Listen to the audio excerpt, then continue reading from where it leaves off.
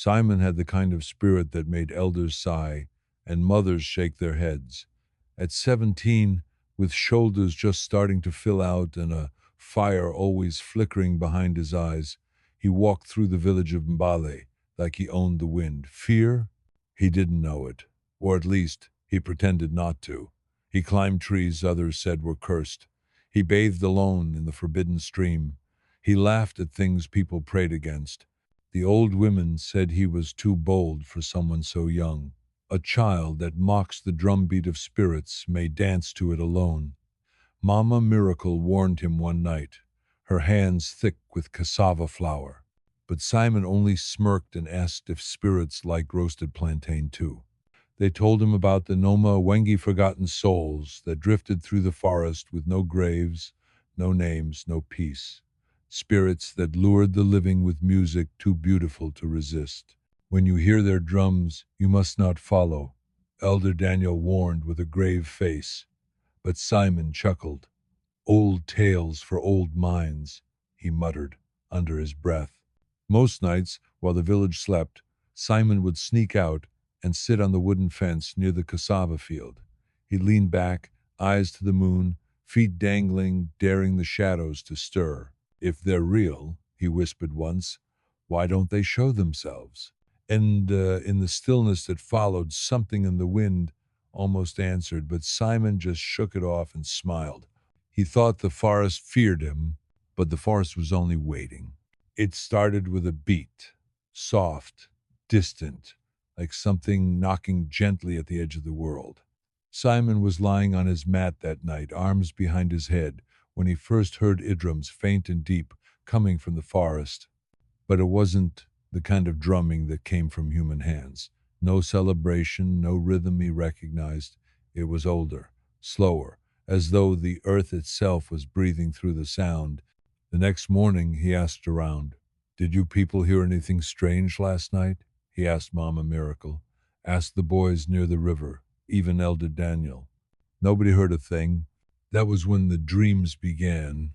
Every night the same vision, a circle of dancers moving in perfect silence, faces hidden in mist, bodies swaying like reeds in wind, and their eyes empty, hollow like cowrie shells. Simon woke each time with his skin clammy, heart racing, but instead of fear, it stirred something else in him, curiosity. The drumming returned on the fourth night, louder this time, closer. It rolled through the trees like thunder made of bone. He sat up, breath caught in his chest. He knew he should stay inside. He even told himself he would, but his feet moved on their own. He grabbed his torch, wrapped a scarf around his neck, and slipped quietly out of the compound, past the goats, past the dying fire, past the fence where he used to sit and taunt shadows, into the forest where the music waited, and behind him, Mbale village slept, completely unaware. The deeper Simon walked, the stranger the forest became. The familiar trees of Mbale faded into towering, twisted giants with bark like wrinkled skin. The air grew thick, muffled, as though the world had stuffed cotton into its own ears. Even the crickets were silent. Only the drums remained steady, deliberate, pulling him forward like a rope around his chest. His torch flickered, the flame shrinking in the thick air. Still he pressed on. He didn't know how far he'd gone. The path no longer existed, just roots, shadows, and the silver thread of sound. Then, just as suddenly as it had started, the drumming stopped. Silence. Then light. Not daylight, not torchlight, but something else entirely. Ahead of him, a clearing opened like a secret mouth, bathed in a glow that didn't belong to the moon. It was silver, but not like anything from the sky. It shimmered from the ground, the trees, the leaves themselves, like everything had been soaked in forgotten memory. And there in the very center stood a woman. She was cloaked in white mist that moved around her like smoke underwater. Her feet didn't touch the grass. Her hair flowed down her back in silver braids that shimmered without wind. And her eyes were deep, endless, like rivers that had carried the dead. She said nothing. She simply looked at Simon and smiled. A slow, knowing smile that didn't need words. Then, without a sound, she raised her hand-pale fingers stretched toward him, open and waiting. Simon's chest tightened.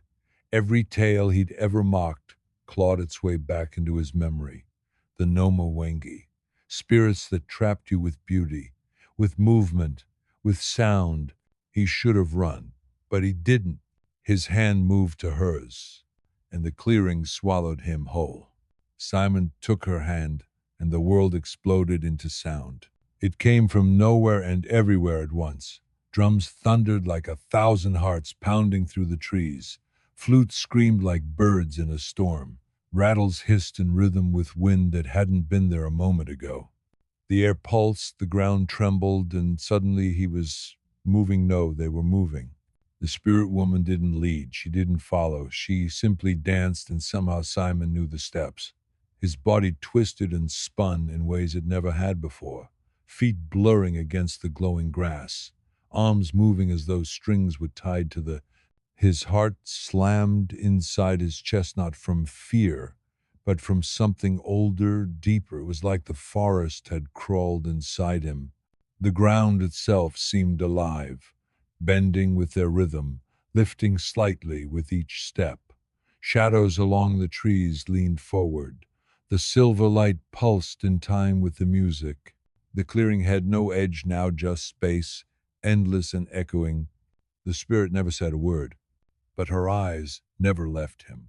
They were wide and still two dark mirrors that shimmered with something ancient and bottomless. They didn't blink. They didn't need to. When he looked into them, he saw firelight, graves, waterfalls, stars being born, and in all of it dances, thousands of them, faces blurred, feet bleeding, smiling. Simon tried to speak, tried to stop, but his body was no longer his own. The music would not let him go, and neither would she.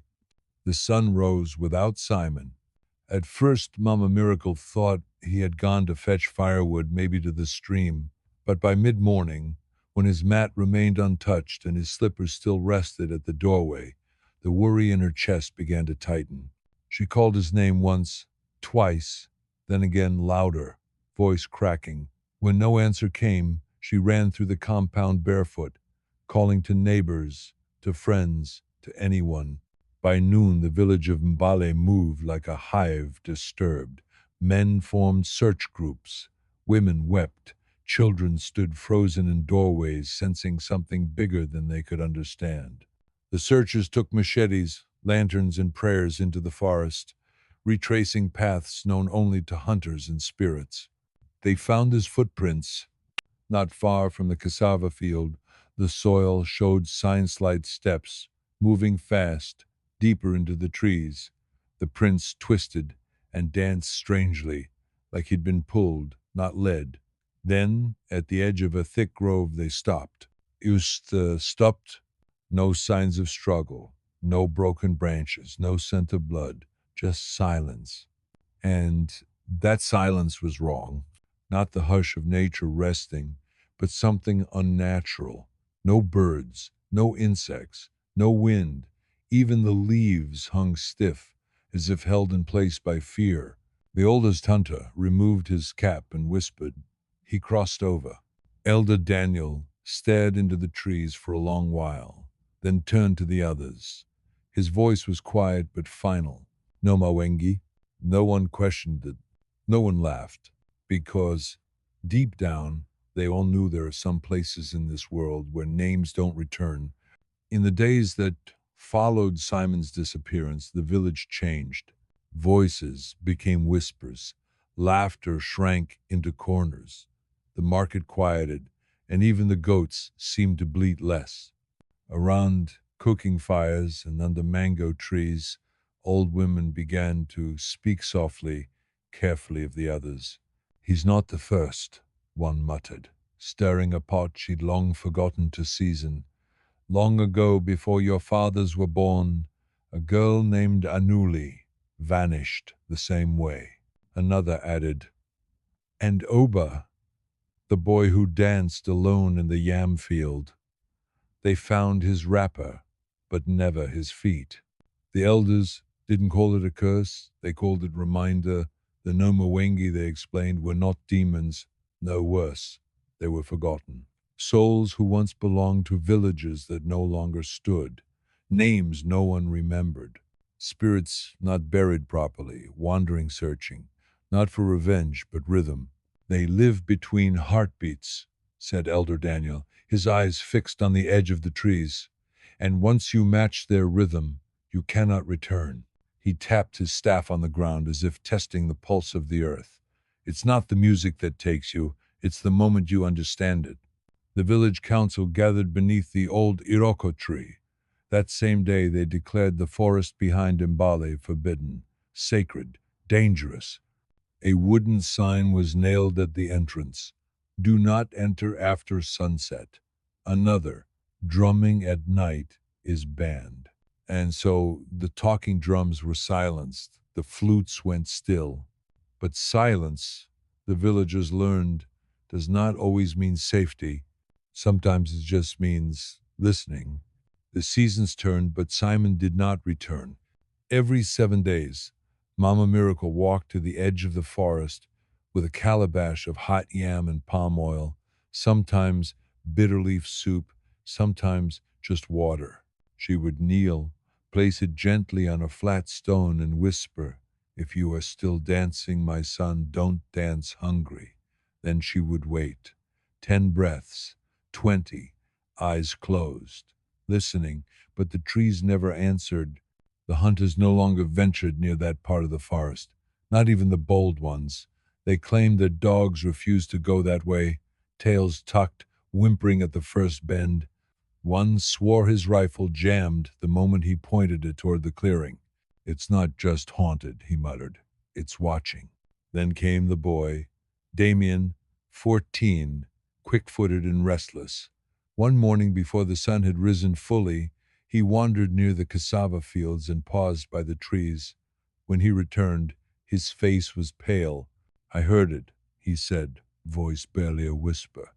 "Drums, far away, soft, like someone calling, but not with words." No one laughed.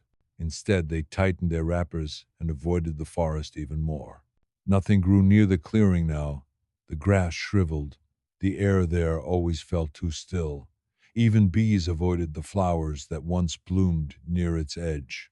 Mbale village changed. The children played more quietly. The elders sat longer in silence. Something invisible curled through the streets, not fear exact, more like waiting. Like the whole village was holding its breath, listening. It began at dawn, just as the sky turned the color of tired ash.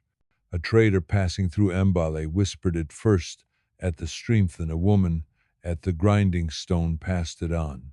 And by mid-morning, the entire village was humming with the news. A boy had vanished. Not one of theirs, no. He was from Oru, the next village over, barely 15, bright, talkative. His name was Jide. Gone without a trace. The last to see him was a friend who swore on his father's yam barn. He said he heard drums last night, said it was calling his name. Then he smiled and walked toward the trees. That word drum sun-settled even the most skeptical elders. Mama Miracle dropped her calabash when she heard. Elder Daniel, the oldest among them, simply rose from his bench, dusted off his wrapper, and walked inside without a word. Then came the wind. It started as a sigh through the banana leaves, then grew, bending stalks and flapping hanging laundry. It was the first true breeze in months, but no one smiled, because it didn't bring relief, it brought a memory, a stirring, a warning. People gathered at their doorways. Some stepped out, squinting toward the distant forest. Others simply sat, eyes wide, breath shallow. And then the sound, soft, faint, like heartbeat through thick cloth. Drums, low and ancient, coming from somewhere beyond the cassava fields. Someone whispered, "It's starting again." Another murmured, The clearing has opened. Mama Miracle clutched the small bead Simon once wore. The forest, once silent, had begun to sing. Again. To be continued. If you enjoyed the story, don't forget to subscribe to this channel and turn on the notification bell so you'll be the first to know when part 2 drops. You won't want to miss what happens next.